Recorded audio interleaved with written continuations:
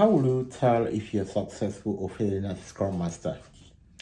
Most of the time, we kind of focus on how we help our team to do much better as Scrum Master. So we always kind of talk about team performance. How do you help your team to be performant as a Scrum Master? But today, we want to focus on the Scrum Master himself or herself. Sometimes we focusing on helping others and we are not paying attention on how we are improving ourselves. This is one thing which is very difficult. So if you are asked the question, how do you evaluate yourself, or how do you know you are succeeding or you've succeeded as a Scrum Master? What is going to be your response? All right, let's get into the game. If you're new here, hit the subscribe button. If you're a returning viewer, all right, welcome back. And you already know that we're dedicated to providing you with so much valuable information that is going to help you crush that position in less than no time. Couple of announcements for those who are looking forward to be SAFe Scrum Master Certified. Our next training is going to be the end of this month. If you enroll early, you have a discount, and also I've created a portal where you can already start learning even before the session. You can already kind of master almost everything before the session. Now, for those who are in that journey, you feel like, oh, I'm losing it, you need real coaching, you need hand-on experience, you need us to be able to walk you through that process. You can kind of send me a text message or reach out to me to kind of learn what it takes to be part of our team. I'll also kind of share a link on that here, which is kind of a 10-minute video. I explain what is the kind of coaching I do and how it can help you. It's now based on you to evaluate to see if that's what you're looking for, right? Now, kind of just focusing a bit on that. A lot of people, when they get into coaching or when they're looking for help, they try to kind of relate their experience to what they've gone through. Oh, I've been in this, it's not working. I've been in this, it's not working. But then what I do is that I kind of do a pre-video that explain what the way I help my team.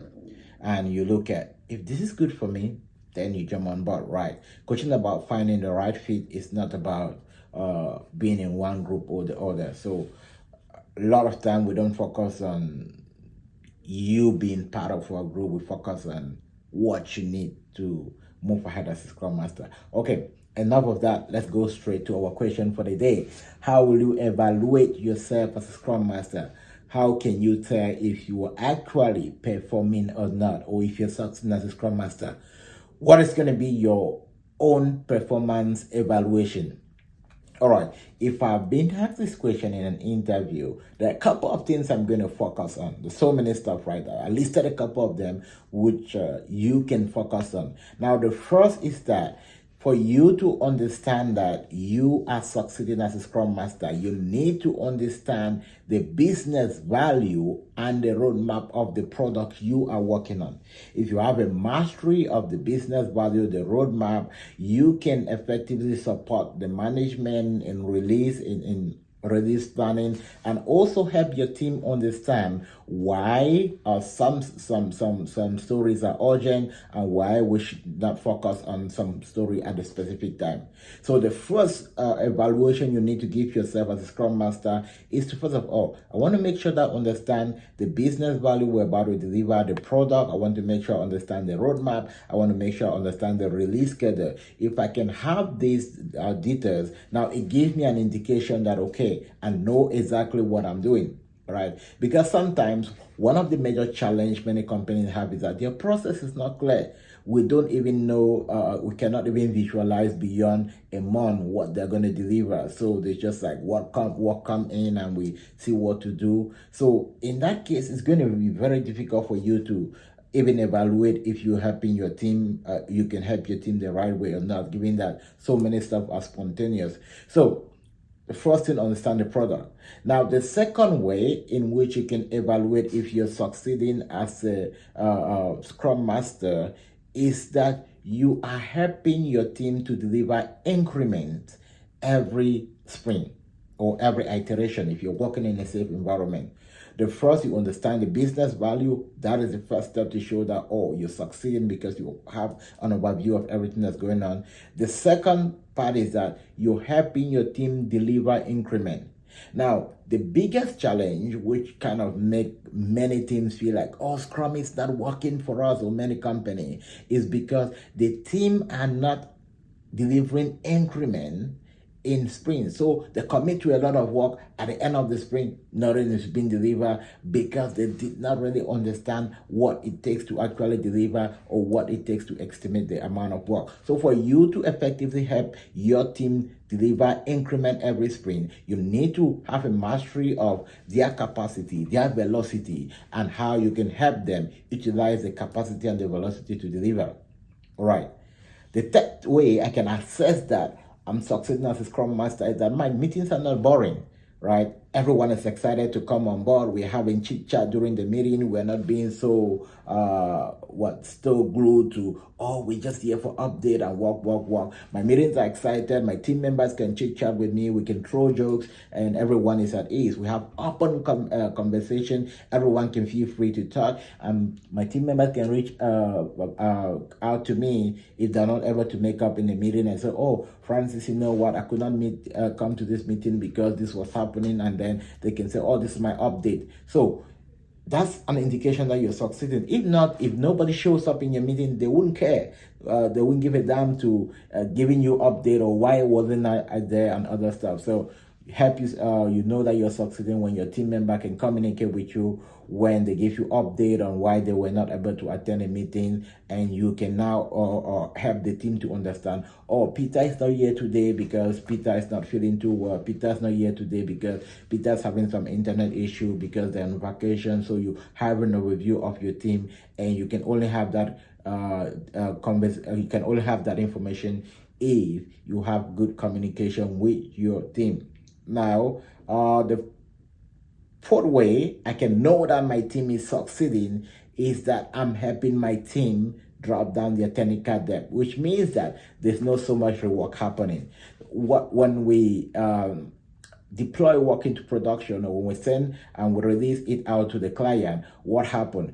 If we did not really do a good job, there are going to be so many issues that will come back as bug we need to fix. So what's going to happen? What is going to happen is that we need to fix them. So we spend more time fixing bugs than focusing on our own work. And because of that, it's going to really affect the amount of work we can deliver or new increment we can deliver. So if my team don't really have so much technical depth, it means their code qualities is really good. It means that their built-in quality is really good. And now I can know that, oh, I'm guiding my team the right way. They understand what they should do. They're not taking too much work, because one of the stuff that kind of brings so much technical depth in a team is because it is the fact that the team is overcommitting. They don't even know the amount of work they should take. So they're kind of rushing within the last minute, and this might kind of affect the code quality. So if you're a performing Scrum Master and help your team to only commit to what they can do, it also motivates them that they're finishing. They get more happier if their performance is high and their delivery automatically increases. Now, one of the other way you can evaluate yourself if you're succeeding as a Scrum Master is that you're able to support management in Agile delivery. What does it mean by support management in Agile delivery? You're able to communicate with them and help them understand why some certain processes are the way they are, and how the result, both the report and the way the team is performing, can be used to improve processes. In most of the cases, it kind of might get very difficult and technical to support management, especially when the management themselves are not even investing the time to understand or to learn about Agile. There's some teams that management just say, oh, we want delivery, nothing more, nothing less. They don't really pay attention to understand the processes that are going on at the level of the team, even at the level of the management. A resistance to Scrum has been the fact that many companies those who are at the product management level, they've not actually have good background on what the way Scrum should work. So they still bring that kind of management mentality into a Scrum team, and because they're pushing work without really giving space for creativity and flexibility, it's a very big blockage to the team. So for you to be able to beat past that stage and to help your team really do well, you need to be able to collaborate well with management, help them to understand Agile delivery practices, help them to understand open conversation. So those are some of the ways you can evaluate yourself if you're succeeding as a Scrum Master. Of course, having good communication with your team, having a good velocity is also very important, right? So next time you ask how you can evaluate yourself as a Scrum Master, you have a whole list of things to say. You don't need to say all of this. You can just pick one and talk about them. Okay, that was it for today. I hope we're all doing great and pushing harder. One of the things you need to know about Agile is that it's a continuous learning process. You need to learn all the time. Nobody knows it all, guys. You need to learn. You need to learn. Now, if you kind of saw me, I came up here with note, right? I was learning and I came up like to a question that was put up, and I jot down something else. Okay, let me kind of share what I've been learning about how you can improve yourself as a Scrum Master with you guys. So you also need to put in your time to learn. Don't only focus on YouTube videos. They're going to help you. But if you've been using YouTube video back to back and you're not getting the result, it means you need to go an extra mile. Any result you cannot achieve doesn't mean that you cannot achieve that result. It only means that there is something else that you're not doing. So find the something else that you're not doing. It might just be that you're not putting in enough time. It might not be that you're not dedicated enough. It might be that that's just an option for you. It might be that you need a coach. Just evaluate yourself and see what else you need. All right, and check the link below. There are quite a lot of resources that can help you on my page, close that gap. And if you want to be part of our team, hit me up and let's get rolling. I'll see you in the next video, and do enjoy the rest of your week.